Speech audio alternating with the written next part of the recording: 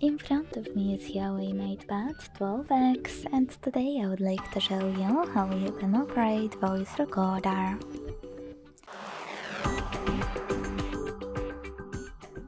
Begin by launching Recorder app and tapping on Agree. Then click on this red button at the bottom left corner to start recording. As you can see, recording is on. To pause it or unpause it, click on this right button.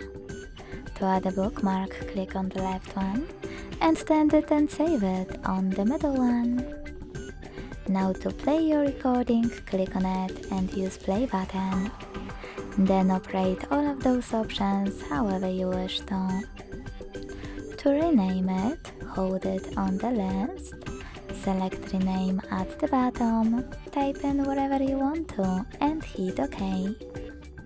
To get rid of it though, hold it again, select delete next to rename and confirm your choice in the pop-up.